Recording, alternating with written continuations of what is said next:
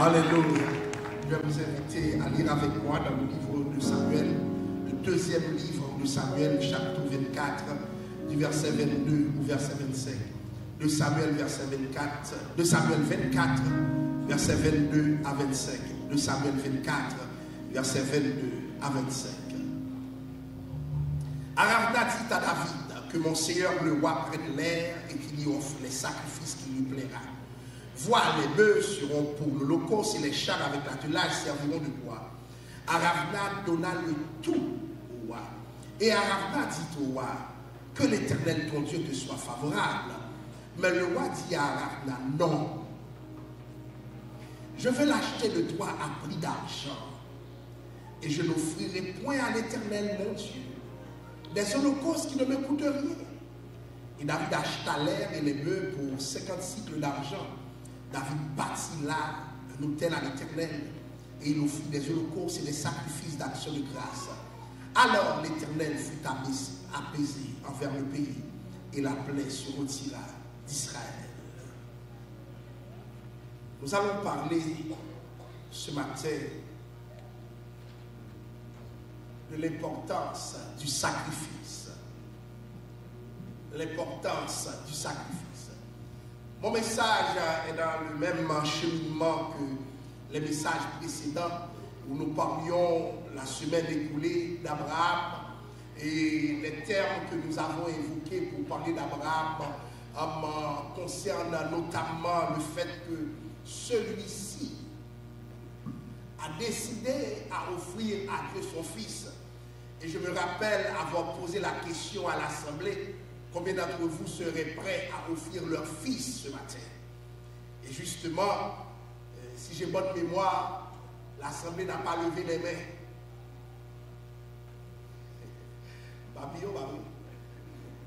L'Assemblée n'a pas levé les mains.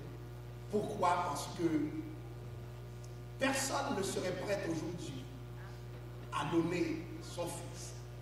Et pourtant, dans le cadre de notre cheminement avec Dieu, nous devons nous montrer prêts à tout donner et surtout à donner ce qui nous importe le plus. Et nous avons dit la semaine écoulée, Dieu cherche exactement ce que tu aimes. Dieu ne cherche pas ce que tu n'aimes pas. Et aujourd'hui, nous allons voir dans le sacrifice l'un des grands principes. Le principe de la non-gratuité. Le principe de la non-gratuité. Alors, chers amis, tenez-vous bien, qui n'aime pas ce qui est gratuit ce matin? Je me rappelle un collègue qui devait lancer une école et puis il se demandait comment il allait faire. Et puis pendant que je montais le plan d'action pour lui, qu'est-ce que j'ai fait? J'ai demandé qu'il y ait une séance d'initiation à l'informatique à l'époque, mais que ce soit gratuit. Ce qui est arrivé, c'est que nous avons eu tellement de personnes que les publicités que nous comptions faire ont été automatiquement annulées. Pourquoi? Parce que la gratuité attire. Chacun pour son compte voudrait que ce soit gratuit. J'ai remarqué cette semaine, on nous a dit que les prix à l'épicerie vont monter parce qu'il y avait manifestement un gel commandé d'ailleurs par le gouvernement, souhaité par le gouvernement. Et puis on a annoncé que ça va bientôt monter et surtout ça va monter dans nos poches. La première réaction que nous avons lorsque nous regardons ces réalités, c'est « mais pourquoi ça ne peut pas être gratuit ?» Et justement, lorsqu'on parle de gratuité dans plusieurs pays, on dit que tu fais partie de l'extrême gauche. Nous sommes au Canada, un pays socialiste. Ce qui est bon au Québec, et pourquoi il y a du monde au Québec, beaucoup de monde qui aimerait aller un peu plus loin, c'est quand tu vois que la couverture de santé est quasiment gratuite. devant ce que cela vaudrait réellement. Et pour cause, je me rappelle de l'ami qui s'est rendu aux États-Unis, quelque chose est rentré dans ses ongles et puis il est allé se faire opérer. La facture grippait à 6-7 000 $ américains. Et lorsqu'il a présenté sa carte, les gens ont dit on va renégocier avec toi. Pourquoi? Je ne sais pas quel arrangement il y a entre Québec et les États-Unis sur ce plan. Et puis, ils ont dit, mais tu ne peux pas payer toi-même. Il a dit, non, je ne veux rien savoir. Voici ma carte. Mais la facture était très élevée. Aux États-Unis, c'est le pays dans lequel tout ce que tu fais te coûte réellement et tu vas voir le coût. Maintenant, l'Église, c'est un espace où nous venons avec ce principe selon lequel le salut est gratuit. Et l'un des textes que j'aime bien, c'est celui qui dit, c'est par la grâce que vous êtes sauvés, par le moyen de la foi. Et cela ne vient pas de vous, c'est un don gratuit de Dieu. Moi, je vous dis, un bon haïtien, lorsque je vois gratuit là-dedans, je suis pressé. J'aime ce don, j'aime ce que le Seigneur m'a offert. Et je me dis carrément que c'est agréable de voir que le salut que nous vivons, que nous expérimentons quotidiennement n'est pas achetable. Il n'y a pas de l'argent que tu puisses offrir pour être sauvé. Et si cela tenait à de l'argent, j'aimerais vous dire, les gens sauvés aujourd'hui seraient les Elon Musk, les Warren Buffett, etc., etc. Mais le salut est comment? Gratuit. Mais bien aimés, je vous invite à découvrir un principe. Derrière toute gratuité, il y a quelqu'un qui paie un coût. Parce que ce n'est jamais gratuit. Je le répète encore, ce n'est jamais gratuit. Derrière toute gratuité, quelqu'un a payé un prix. Derrière le salut que je professe, quelqu'un a payé un prix. Et aujourd'hui, nous venons de communier ensemble en disant, ceci est mon corps qui est rompu pour vous. Faites ceci en mémoire de moi. Mais ce corps, c'est le corps de Christ. Le corps de Christ m'a été offert. Et à travers la Sainte Seine, je vis l'expérience de cette offrande divine. Alléluia. Quand je communie, c'est comme je romps le pain, je rends grâce. Ici, le pain est déjà rompu.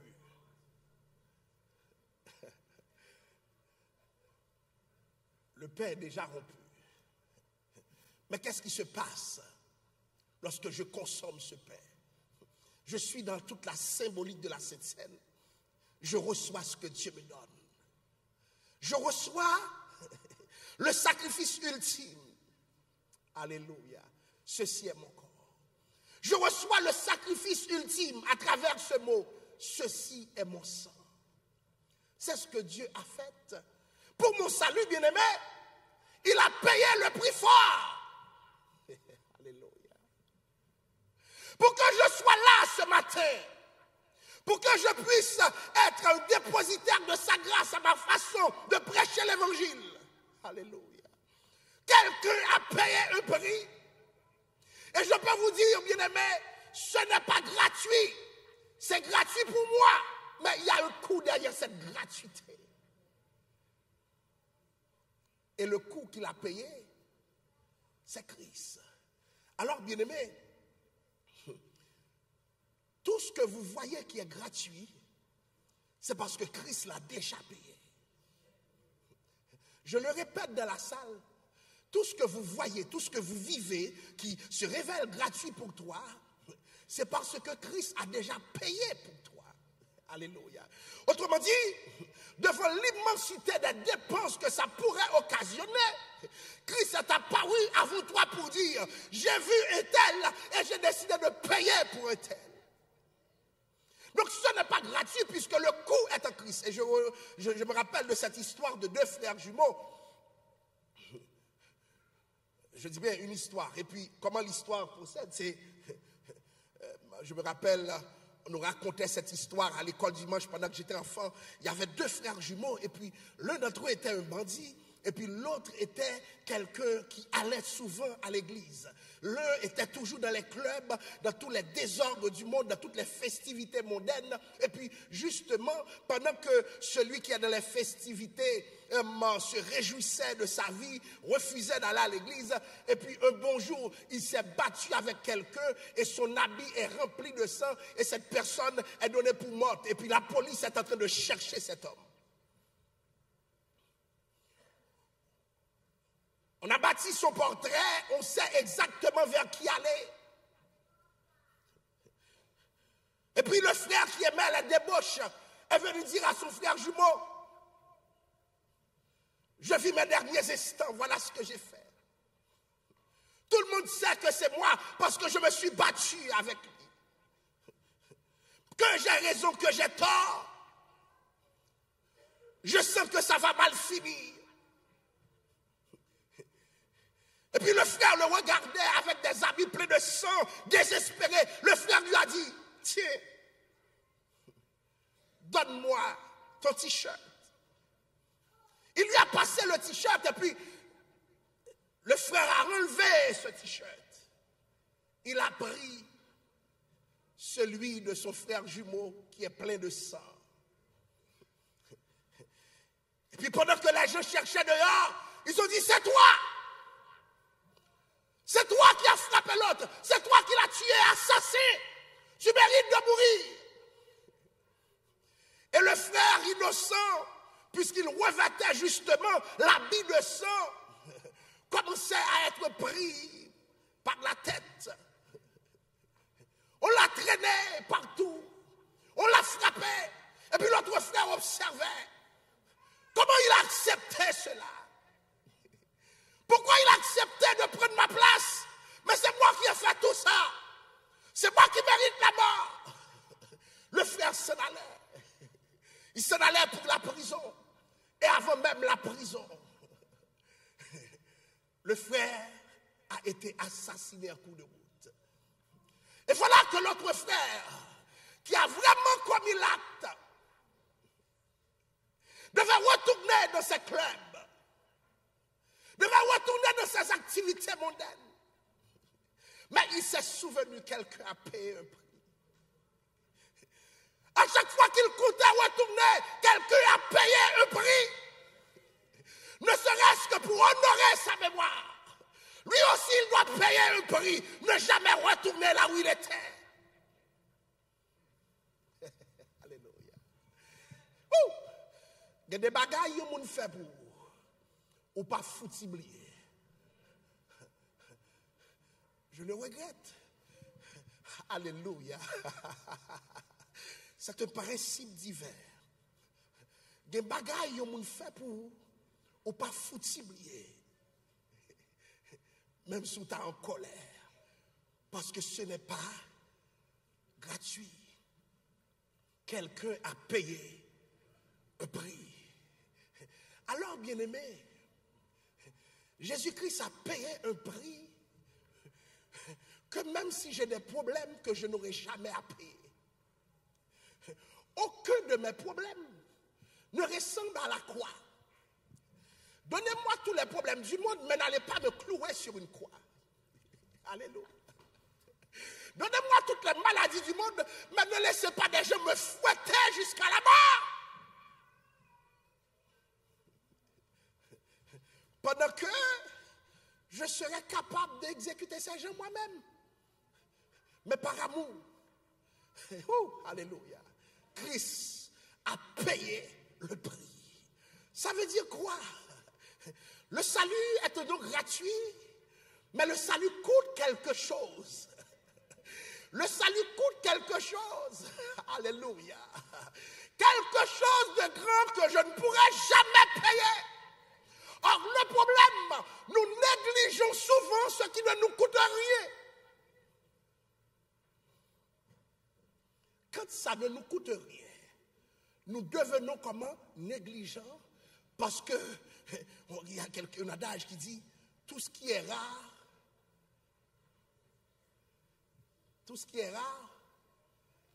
est cher. Et tout ce qui est cher, nous le prenons en considération. Est-ce que tout ce qui est rare est cher pour de vrai? Hein? Est-ce que tout ce qui est rare est cher?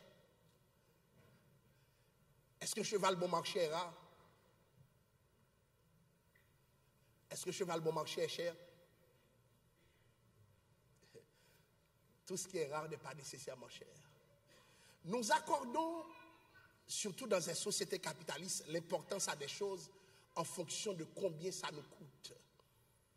Et j'aimerais vous dire quelque chose ce matin. Si quelqu'un prend ta place, si quelqu'un accepte de céder sa place pour toi, combien ça te coûtera toi-même pour cette personne? Si quelqu'un meurt pour toi, qu'est-ce que tu n'offrirais pas à cette personne? Et c'est pour cela que je vous dis ce matin, il y a un problème. Lorsque c'est de la manipulation que nous obtenons, que les gens donnent, ça veut dire que quelqu'un n'a pas compris que Jésus a fait beaucoup d'efforts pour lui.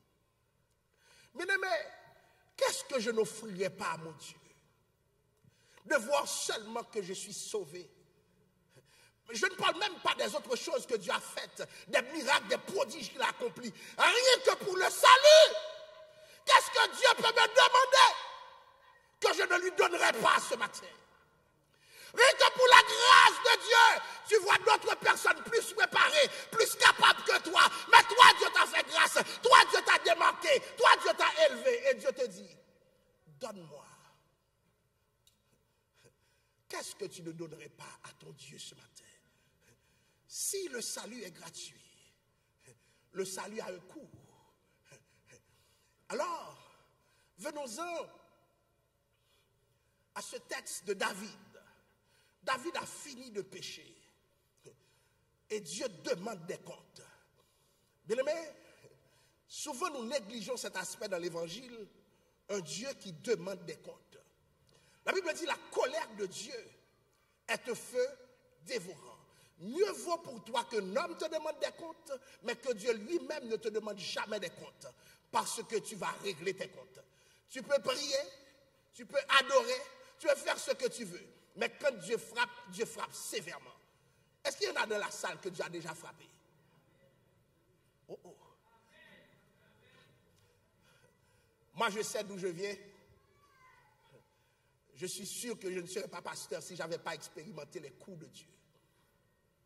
Je suis sûr, à 100%. Alléluia. Dieu sait où te frapper. Dieu sait comment te frapper. Dieu sait quand te frapper.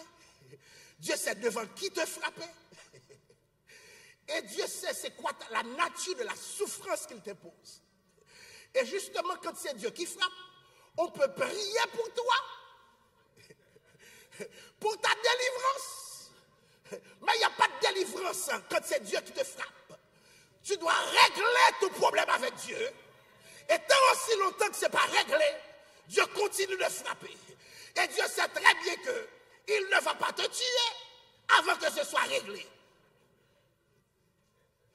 Il y a des frappes que tu prends, tu vas demander la mort ne va pas venir. Je suis déjà allé prier pour quelqu'un qui est frappé par Dieu. J'ai senti que ma prière était vaine. C'est comme, pendant que je suis devant le monsieur, j'ai senti une déconnexion. À un moment donné, je lui ai dit, mais qu'est-ce qui se passe? Il a dit, ah, pasteur, c'est Dieu qui me punit comme ça. Je dis, mais qu'est-ce que tu as pu faire à Dieu? Ah, pasteur, j'ai beaucoup fait. À un moment donné, bien-aimé, Dieu frappe. Dieu frappe sévèrement. Et j'ai expérimenté les frappes de Dieu. Et je les ai expérimentées très jeunes. Et je sais très bien que Dieu ne niaise pas. Bien-aimé, il y a quelqu'un qui règle notre vie. Là où les hommes échouent, Dieu n'échoue jamais. Là où les hommes, alléluia, peuvent échouer, mon roi n'échoue jamais. Parce qu'il te montrera que c'est lui qui siège sur son trône, alléluia, avec autorité. Je vous ai dit ce matin, même la prière du juste, la prière du saint ne peut te délivrer lorsque Dieu décide de te frapper. Dieu s'arrêtera lorsqu'il jugera bon de le faire. Et c'est pour cela que nous changeons au gré de la volonté de Dieu. Tu ne pourras pas toujours faire ce que tu veux, parce que Dieu est en contrôle. Eh bien, qu'est-ce qui est arrivé? David, étant donné qu'il est roi, a décidé de voir s'il pouvait compter sur sa propre force. Ce que Dieu n'avait jamais permis à David d'expérimenter, parce que Dieu voulait que le peuple sache qu'il dépend de Dieu, alors ce que David voulait avoir, une maîtrise quantitative et qualitative de ses effectifs. Combien ils sont, qu'est-ce que je peux faire? Alors que Dieu veut que David sache que, alléluia, tout ça qu'on t'a fait à David, c'est parce que moi je suis avec toi. Mais maintenant, David commence à regarder les stratégies militaires, comment cela s'opère, et David a voulu lui-même expérimenter cela à travers ses propres stratégies. Et à ce moment, Dieu n'a pas commencé à frapper à la tête. Dieu a frappé partout. Et c'est pour cela que je vous dis ce matin, priez pour ceux qui vous dirigent. Vous entendez ce que je vous dis? Priez pour ceux qui vous dirigent. Il y a des erreurs de la tête qui peuvent vous frapper dans tout le corps. Priez pour ne pas tomber ma terre. Priez pour ne pas avilir ma terre. Priez pour que je ne tombe pas dans des mauvaises choses ce matin. C'est une responsabilité. Alléluia. Parce que quand le diable veut frapper, si la tête est frappée, tout le corps sera déboussolé. Alléluia. Les leaders ont besoin de prière. Les leaders ont besoin de gens qui jeûnent pour eux. Alléluia. Parce que quand le diable veut exposer le corps, il a juste besoin d'un homme de Dieu, de leader pour l'exposer. Alléluia. Il y a des choses, si c'est à moi qu'ils arrivent, vous allez voir des chutes à l'église. Il y a des gens qui vont être débalancés, décontenancés. Et c'est pour cela ce matin, je vous le dis encore, nous avons une responsabilité. Et qu'est-ce qui s'est passé? Alléluia. Dieu a décidé de frapper. David, c'est moi qui t'ai amené à la royauté. Lorsque je te prenais pour te faire roi, tu n'avais aucune armée, tu n'étais rien du tout. J'ai été dans un jardin te chercher. Maintenant, l'arme militaire t'appartient tellement que tu te décides comme tu veux pour faire ce que tu veux. Alors moi, je vais te frapper. Pour ceux qui croient dans leur force ce matin, attention, à un moment donné, Dieu va te frapper. Pour ceux qui croient dans leur ego, dans leur capacité, alléluia. Je vais vous dire ce matin, j'ai vu des gens qui ont des capacités de rien régler. J'ai vu des gens qui ont diplôme sans diplôme de rien régler. Et j'ai vu des gens qui ont juste Christ faire des impacts parce que la parole dit, avec Dieu nous ferons des exploits et il écrasera pour nous nos ennemis. Si tu comptes sur tes capacités ce matin, tu vas tomber assurément parce que c'est un péché de compter sur soi-même. Et où est-ce que le texte devient plus intéressant? L'homme de Dieu va dire à David, il faut offrir un sacrifice. Bien-aimé, tenez-vous bien. Excusez-moi. Dans l'Ancien Testament, notamment, il n'y a pas de sacrifice pour les péchés. Comment? Volontaires. On se rappelle de David qui disait dans le psaume 51, si tu eusses voulu des sacrifices, je t'en aurais. Pourquoi David dit, si tu eusses voulu des sacrifices, je t'en aurais offert? Mais tu ne prends point plaisir aux holocaustes. C'est parce que c'est un péché volontaire. Et les péchés volontaires ne sont pas couverts par le programme des offrandes et des holocaustes. Mais que se passe-t-il alors? David a volontairement péché. Mais qu'est-ce qui se passe dans ce texte? un homme dénommé Aravna. Aravna est un Jébusien. Aravna n'est pas juif. Aravna, vraisemblablement, n'a jamais mis ses pieds au temple. David s'est dit, je vais offrir quelque chose à l'Éternel. Et quel endroit que David a désigné, c'est l'espace, le champ dont dispose Aravna. J'aimerais vous dire, si vous avez une maison qui coûte 1 million, et puis on te dit Joe Biden est intéressé à l'acheter, vous allez faire quoi? Les entrepreneurs de la salle, on te dit Joe Biden est intéressé, je ne prends même pas Trudeau. Qu'est-ce que tu fais?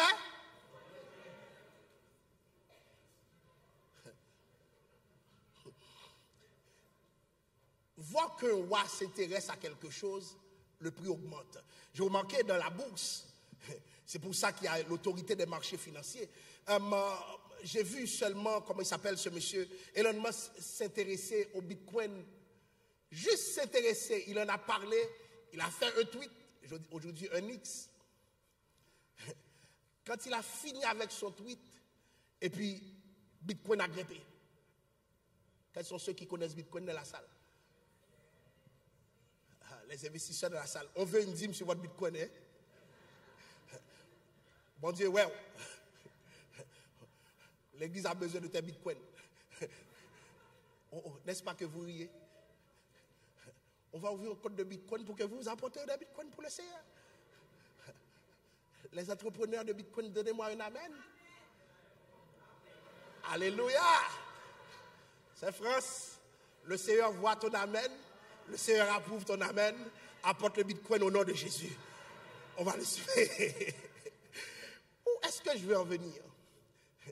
Il y a des gens, le fait même que ce soit eux qui s'intéressent à quelque chose que tu as, ce quelque chose prend de la valeur. C'est des lois du marché. David n'est pas n'importe qui. C'est un roi assorti de privilèges spéciaux, bien légitimés dans son territoire. Écoutez, alléluia. Oh, glory to God. Aravna a dit, David, je te donne tout.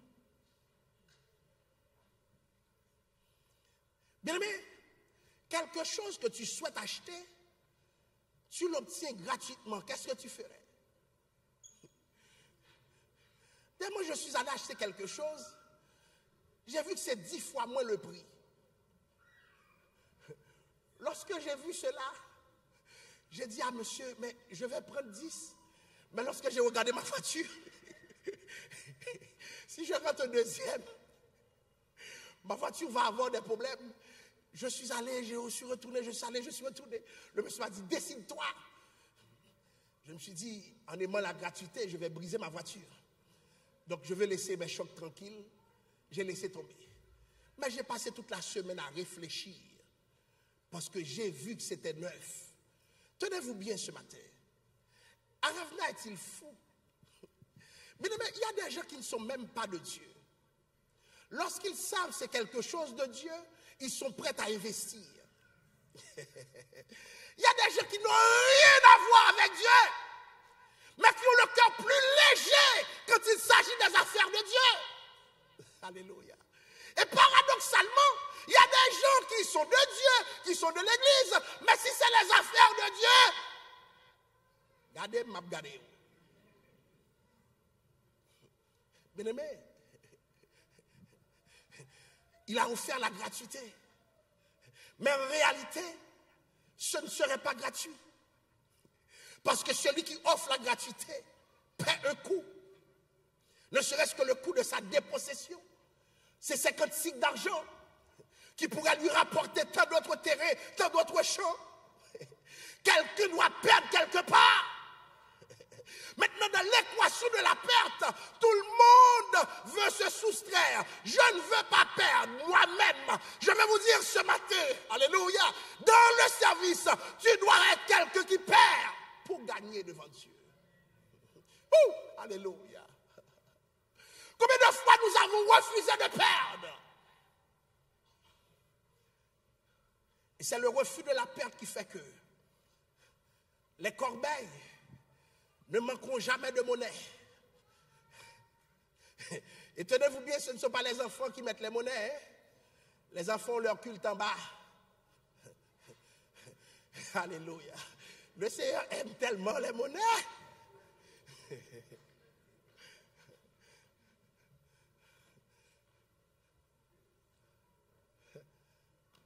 Gloire à Dieu. Merci Seigneur pour toutes les monnaies que nous avons reçues. Des fois, tu vois que la corbeille est lourde. Si tu n'as pas d'expérience, tu vas dire, oh Seigneur, c'était bon ce matin. Mais l'expérience t'apprend que quand c'est lourd, c'est beaucoup de monnaie. Parce que même si tu vois 500 personnes se déplacer, en réalité, les gens ne cotisent pas. Je vous dis l'équation 85-15. 85%, 15% de personnes supportent 85% de personnes. Ça veut dire, si c'est gratuit, parce que 15% ont payé. Et ce matin, j'aimerais dire à ces 15%, vous connaissez, que le Seigneur vous bénisse ce matin. Mais à ces 85%, qu'est-ce que je dois dire ce matin?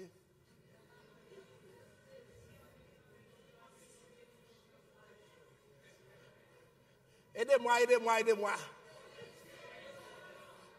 Les gens qui ont l'Esprit de Dieu sur eux, laissez l'Esprit de Dieu se manifester sur vous. Qu'est-ce que je dois dire ce matin? Que Dieu touche vos cœurs. Merci mes amis. Alors, où est-ce que je vais en venir? David, la première chose David a faite, David a refusé la gratuité. Arav a dit, mais c'est gratuit, monsieur le roi. David a dit, mais comment offrirais-je quelque chose à mon Dieu qui ne me coûte rien? Et pendant que David est en train de dire ça, Dieu est en train de décimer la population. Dieu est en train de le frapper. Alléluia. Malgré le fait que Dieu le frappe, David est tellement reconnaissant. Alléluia. Comment moi-même je peux offrir à mon Dieu quelque chose qui ne me coûte rien? Mais est-ce que l'évangile te coûte quelque chose ce matin? Moi, je vous dis, l'évangile m'a coûté mes carrières, mes ambitions, tout. Mon argent. Et pourtant, je continue à donner pour Dieu. Je le crois, parce que je ne donnerai jamais assez pour Dieu. Je le répète, je ne donnerai jamais assez à mon Dieu. Alléluia. Je ne donnerai jamais assez pour la maladie qu'il a prise. Je ne donnerai jamais assez pour la mort qu'il a prise. Je ne donnerai jamais assez pour les grâces qu'il m'a faites. Je ne donnerai jamais assez pour les portes qu'il a ouvertes. Je ne donnerai jamais assez pour les larmes qu'il a séchées. Je ne donnerai jamais assez, bien-aimé. Oh, alléluia. Seigneur, je pourrais multiplier la liste. Écoutez, je fais comme Ravna, je voudrais offrir tout. Mais il y a une David qui dit non. Pour mon Dieu, ça ne peut pas être gratuit. Quelqu'un doit payer un prix. Et je refuse ce matin de dire qui a $1000, qui a $2000. Écoutez, je ne suis pas dans la critique, je ne me verse pas dans la critique. Parce que dans la communauté, si c'est comme ça pour faire, pour ramasser, je ne sais pas. Parce que les églises ont leurs exigences. Mais je vais vous dire quelque chose. La meilleure formule. Est-ce qu'il y a quelqu'un pour qui Dieu a fait quelque chose? Est-ce qu'il y a quelqu'un qui veut, alléluia, par reconnaissance à un Dieu généreux, libéral, qui t'a donné job, qui t'a donné emploi, qui t'a donné du succès, qui t'a donné ta maison, qui t'a donné ta voiture, qui t'a donné ta résidence, qui t'a donné ton mariage, qui t'a donné ton enfant, qui t'a donné tellement de choses. Qu'est-ce que toi tu donnes? Alléluia! Est-ce que quelqu'un peut se demander, mais moi, qu'est-ce que je donne? l'évangile a un coût. Et pourtant, l'évangile est gratuit. Est-ce que quelqu'un accepte de payer le coût? Je ne vais jamais vous mettre la corde au cou pour que vous donniez.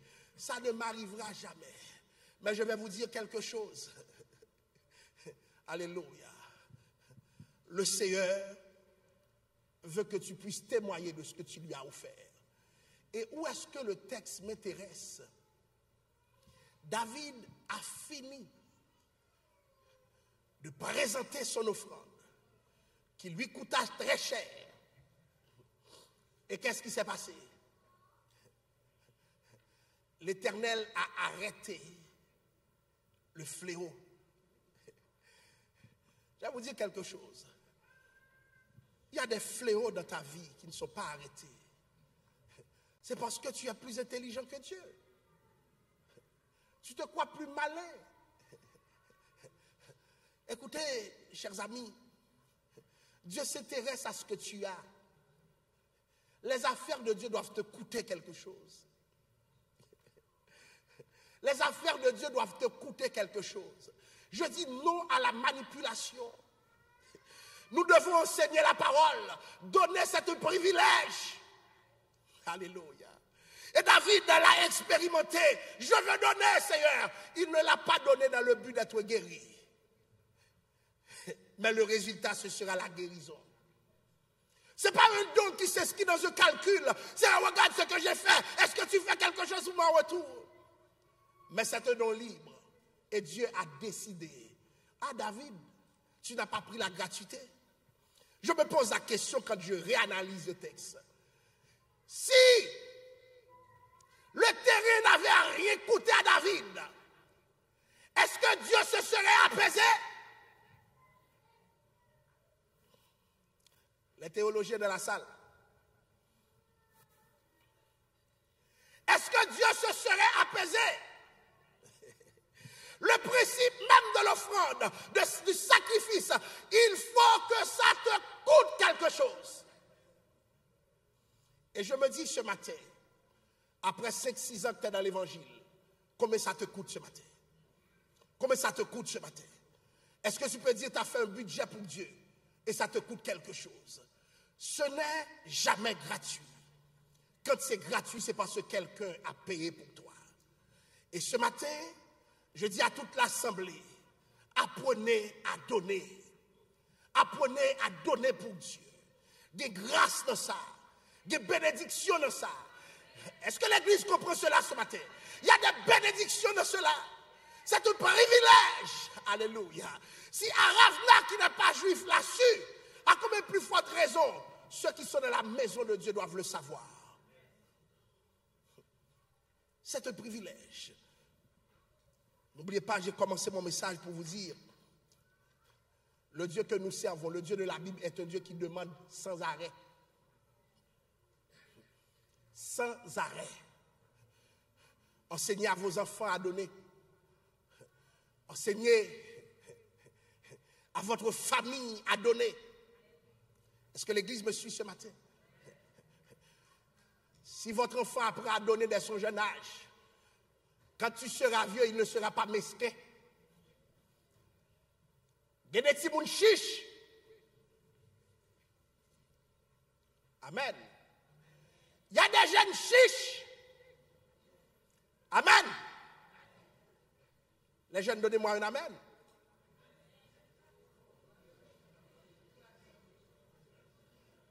Les jeunes qui ont été de la retraite, donnez-moi un amen.